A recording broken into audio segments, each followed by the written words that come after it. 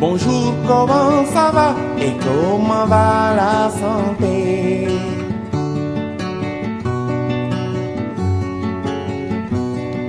Bonjour, comment ça va et comment... Bonsoir à tout le monde, surtout à tous ceux qui sont avec nous sur la fréquence de Ngoyan TV. Nous sommes à la troisième phase de sensibilisation, de rappel, mais surtout de prévention du mouvement Sam Se Momel à la tête Cheikh Sadibou Ba. Alors, troisième phase de sensibilisation, préparation aussi de confinement, si c'est possible. Nous sommes à la maison de Cheikh Sadibou Ba pour parler d'actualité, la maladie qui est en train de gagner le monde, le coronavirus. Cheikh Sadibou Ba, bonsoir. Bonsoir Abdoulaye Diaby, bonsoir le Sabah et aux alentours, la Sénégambie. Bonsoir les téléspectateurs de Ngoyan TV.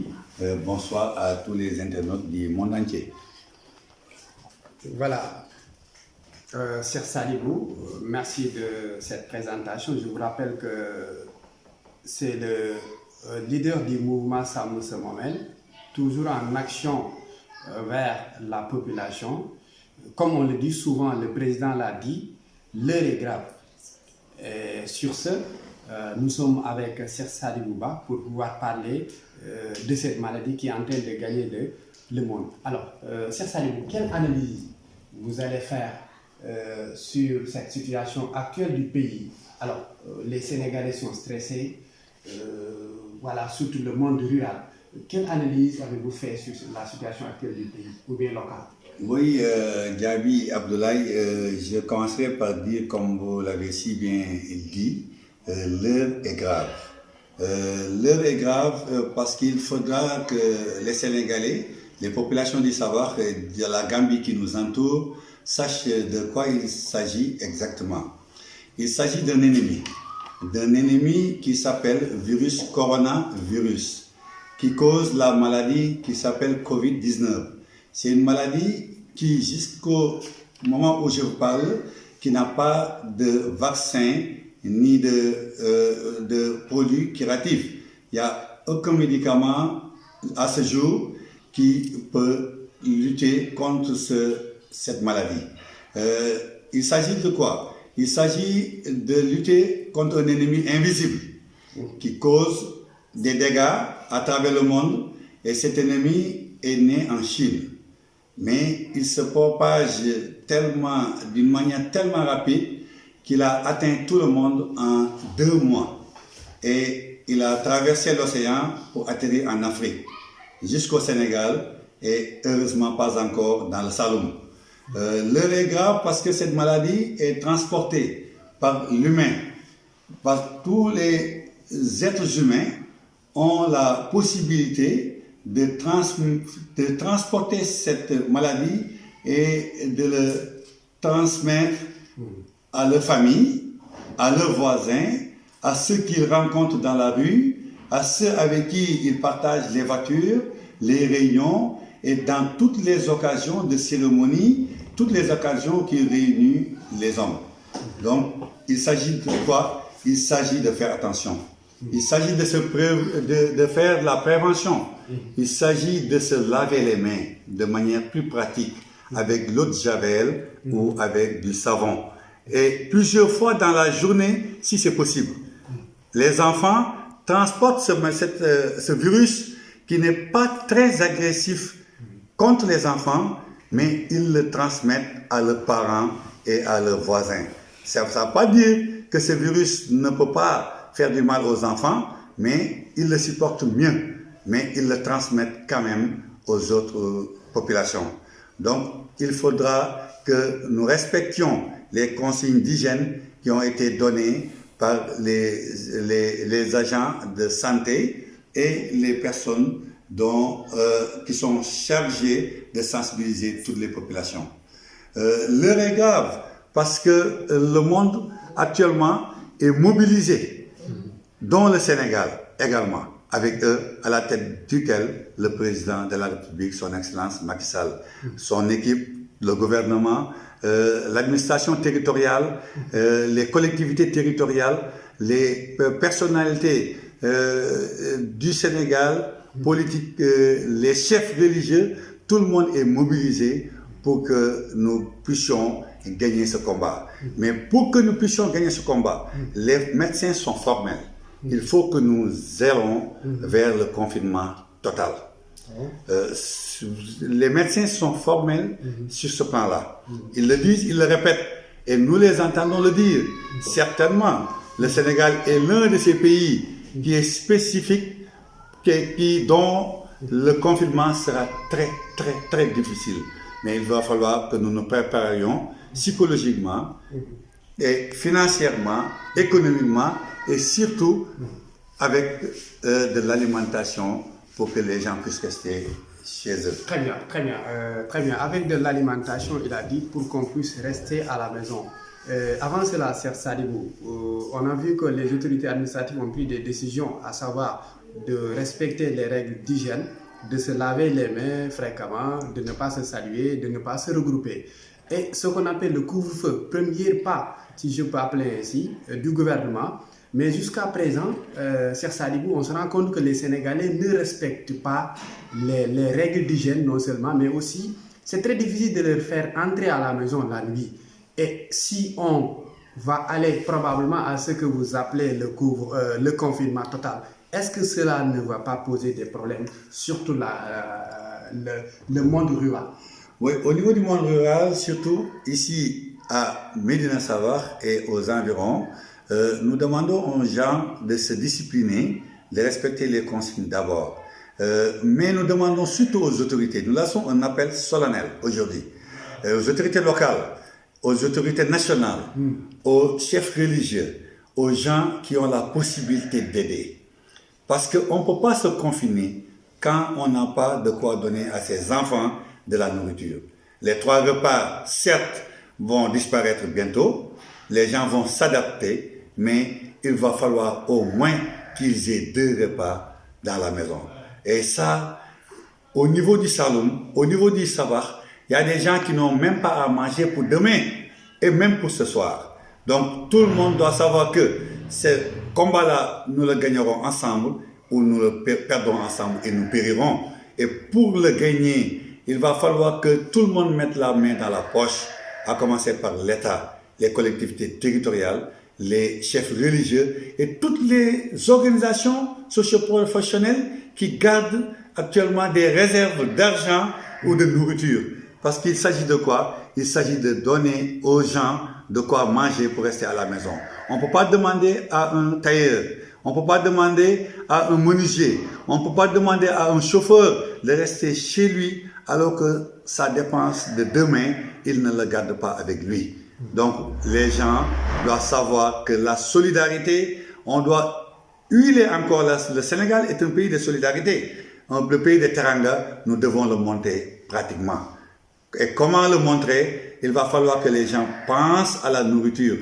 Les vivres de soudure, en ce moment, nous devons dépasser depuis longtemps l'étape de l'hygiène. Parce qu'au jour d'aujourd'hui, dans tous les foyers, devait être présent de l'eau de javel et du savon. Cette étape devait être derrière nous. Actuellement, l'étape qui est devant nous et qui est le plus difficile, qui demande des moyens, c'est l'étape de faire de sorte que les gens aient de la nourriture à la maison pour que dès que le confinement sera prononcé par le chef de l'État, que les gens, qui suivent, les gens puissent respecter les consignes et rester à la maison. Mais on ne peut pas demander à quelqu'un. On a commencé des actes pour montrer le chemin.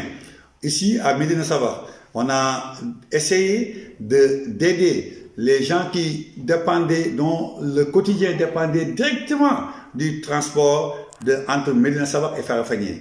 C'est les taxis express, comme on le dit ici communément, les taxis Jakarta et les charretiers. Ces gens-là ont arrêté les activités depuis 1 semaine.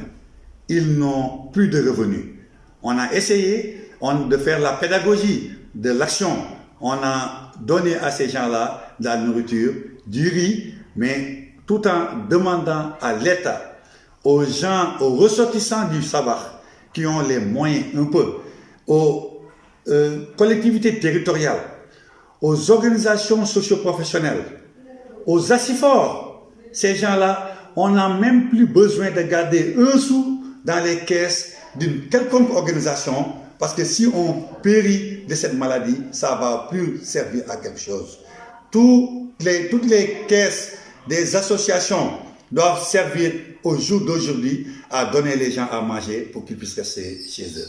C'est l'appel que je lance à la population du Sabah, à la population du Rip et du Saloum, au Sénégal et au monde entier. Parce que cette situation spécifique à Médina Sabah est le corollaire de presque tous les villages du Sénégal. Les gens ne pourront pas rester chez eux s'ils n'ont pas la nourriture. Voilà, merci Ser Sali Bouba. Je pense que le message est passé. Alors, vu que nous sommes à Médina Sabah, presque à 2 km 500 de la Gambie, c'est la frontière. Mais vu que les autorités ont pris des décisions pour fermer la frontière depuis, mais nous avons noté qu'il y a toujours des gens qui passent. Alors, Ser Sali, quelle est votre proposition sur cela? Oui, la proposition, c'est peut-être l'inefficacité de nos frontières, la perméabilité de nos frontières. C'est un constat que nous avons tous fait. Donc, il faudrait que nous redoublions de vigilance au niveau des frontières. Il faudrait que des mesures également, si on ne peut pas les stopper, il faudrait qu'on les accueille au niveau des frontières avec des mesures d'hygiène adéquates. Parce que je ne vois pas du tout la possibilité de les freiner à ce jour. Parce que nous qui habitons la frontière, vous avez dit 2 km 500, mais je crois que c'est même moins que ça. Nous entendons les Gambiens éternuer à côté. On est un seul peuple avec la Gambie. Les gens qui traversent la frontière, c'est des Sénégalais qui étaient en Gambie, qui avaient toutes leurs activités en Gambie. C'est normal, peut-être ils devaient rester en Gambie, là où la maladie les a trouvés, mais ça c'est de l'instinct humain qui est comme ça. On ne peut pas les reprocher de fuir la mort. Ça, l'homme, il fuit la mort quotidiennement et tous les jours jusqu'à la fin, jusqu'à ce que cette dernière la rattrape. Donc, ces gens-là, il faudra les accueillir avec des mesures d'hygiène, avec des mesures d'accompagnement. Parce que souvent, c'est eux, depuis l'étranger, qui aident leurs familles à vivre ici, dans les villages. Parce que c'est eux qui sont des travailleurs, c'est eux qui amènent des sacs de riz, c'est eux qui font les semences à la veille de l'hivernage, c'est eux qui sont les soutiens, c'est comme tous les modou, les ressortissants sénégalais qui faisaient 2 milliards de francs de rentrée d'argent quotidiennement au Sénégal. Ces gens-là, on ne peut pas les rejeter parce qu'ils fuient la mort. On a le devoir de les accueillir, mais avec des mesures d'hygiène et de sensibilisation. Donc, il va falloir que les volontaires s'activent. Cette bataille-là, l'État ne pourra le gagner que s'il fait appel au volontariat. Tous les Sénégalais doivent devenir des volontaires. On n'a pas la culture du volontariat, mais on doit l'importer, on doit l'adapter, parce qu'on ne peut pas gagner ce combat-là avec juste les agents de l'administration. On est prêt, toute la population est prête à devenir des volontaires, mais il va falloir qu'on les tende la main, qu'on les sensibilise, qu'on les organise et qu'on les protège également de ce virus-là qui est agressif, qui est dangereux et qui est rapide, qui gagne l'homme très rapidement et qui le terrasse. Donc, c'était ça le message que je lance au finish aux autorités sénégalaises. Le dernier appel que je lance, et je ne peux pas manquer de le dire, les gens mobilisent des fonds à travers le Sénégal. Le président de la République a commencé et nous a séduit par une mesure de transparence qui devrait être répétée au niveau de la base. Parce que j'ai appris que le collecte d'argent qui est fait pour combattre ce virus-là est déposé au niveau du ministère des Finances pour le compte du ministère de la Santé. Donc, on ne peut pas être plus transparent que ça. Le chef de l'État a montré le chemin, à nous de faire pareil, ou bien on rendra compte demain, Inch'Allah, si nous si le virus là ne nous laisse en vie. Donc que tout le monde sache que l'heure n'est pas à une gestion gabegique. Ça, je sais que les gens sont très responsables, les autorités sont très responsables, mais face le mot d'Aouda de donc on doit inventer des solutions de transparence pour pouvoir rendre compte demain aux populations pour lesquelles on gère cette somme-là. Donc on remercie tous les bailleurs de fonds, toutes les bonnes volontés qui ont commencé à aider. Mais on a le devoir de demander à tous ceux qui peuvent encore faire quelque chose de le faire. Parce que ce n'est jamais assez que le virus-là ne nous gagne pas au Saloum, au Sénégal, en Afrique et dans le monde, que ce virus-là soit terrassé dans les meilleurs délais parce qu'on ne peut pas vivre avec. On ne peut pas cohabiter avec le coronavirus. Voilà, merci encore, Cheikh Sadibou Bah. Je pense que le message est passé. Donc on doit se préparer et probablement au confinement, que ça soit total, que ça soit partiel, mais aussi que ça soit journal. Merci beaucoup. Donc tout ce qui était avec nous sur Ngoyan TV en collaboration avec Fezek à la tête Moussa Sall. Merci aussi à tous ceux qui étaient à la regard au Sénégal, partout dans le monde. Alors, on se demande aujourd'hui, qu'allons-nous faire avec cette maladie Covid-19 qu'on appelle souvent la maladie des 11 Chine, coronavirus, confinement, couvre-feu, cache les cas confirmés, contacts communautaires, contaminés et chloroquine. C'est quoi? C'est de prendre bien soin de nous et de rester chez nous. Au revoir, à la prochaine. Merci.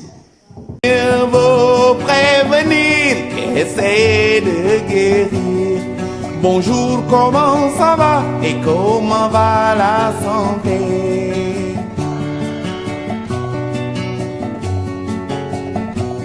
Nanga def mangi pire. Bonjour, comment ça va et comment va la santé?